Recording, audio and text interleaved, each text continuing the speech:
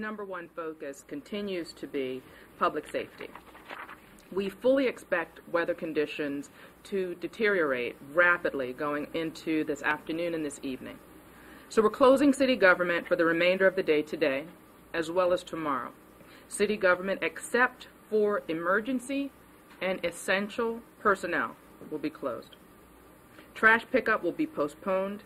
So please do not put out any trash this evening. I know that probably seems like common sense, but it needs to be said. Please don't put out your trash this evening. If we have sustained wind speed this evening that warrant mandatory travel restrictions on city roadways, we will not hesitate to make that announcement, and motorists should stay tuned for those updates. Again, if we have sustained winds this evening that warrant mandatory travel restrictions on city roadways, we will not hesitate to make that announcement, and be, just stay tuned. Any potential travel restrictions will not apply to any uniformed personnel, emergency vehicles, hospital employees, and medical providers. Again, any potential travel restrictions will not apply to uniformed personnel, emergency vehicles, hospital employees, and medical providers. We will reach the point of this storm this evening where people will need to stay off the roads completely. Hunker down at home and ride out this storm. It will be dangerous. Do not under any circumstances drive through or walk through standing floodwater. Even if it appears shallow, it's dangerous. Turn around. Don't drown. The state announced that the Port of Baltimore is closed and that waterway traffic is restricted in and around the Chesapeake Bay. It's extremely likely that tens of thousands of citizens will lose power going into this evening as sustained winds continue to pick up. By now, you should have your emergency kit all ready. And you should also know that 911 and 311 are fully operational.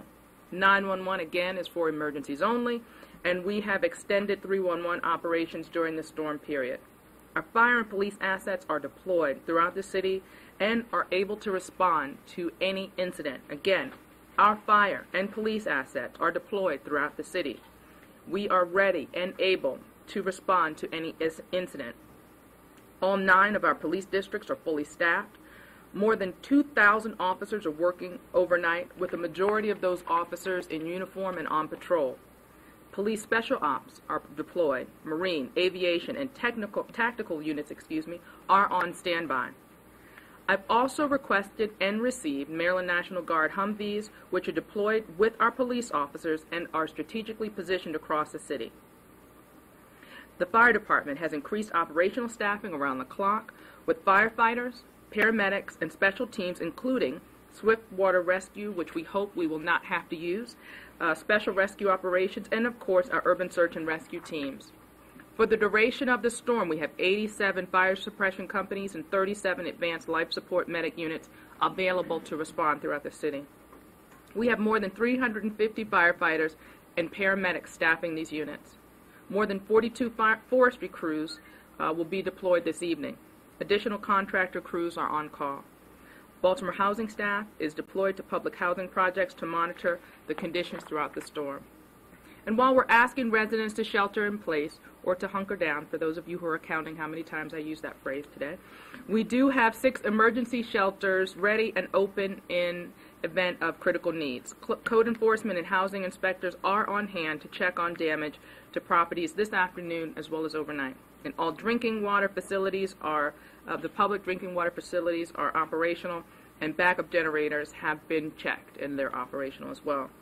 Street sweepers are deployed today to try to clean up as many leaves as we can get up. It's difficult with the leaves still coming off the trees, but we are out there until it becomes too dangerous to do so. I think what we all know by now is this is a very unpredictable storm, and there'll be real changes that we'll have to confront over the next few hours and next few days. For example, we expect to have sustained high winds for a very long period of time. That will cause major power outages in the region. And because the high winds will continue, it will take time before forestry crews are able to clear trees and debris from the roadway. Our focus will be on safety first. Every effort will be made to keep major roadways open for emergency personnel, especially near our hospitals, our hospital infrastructure. The city will have pre-designated routes for hospital personnel, and we are in touch with those hospitals and communicating those routes directly to the hospitals. We will work closely with BGE to help them do their jobs to restore power as quickly as possible after the storm when it's safe for the crews to go out. And that's something, again, I need to emphasize. Our crews will not go out if it is the conditions are too dangerous to do the tree removal, and BGE crews won't go out. And that's why it's so important to have your emergency supplies in hand.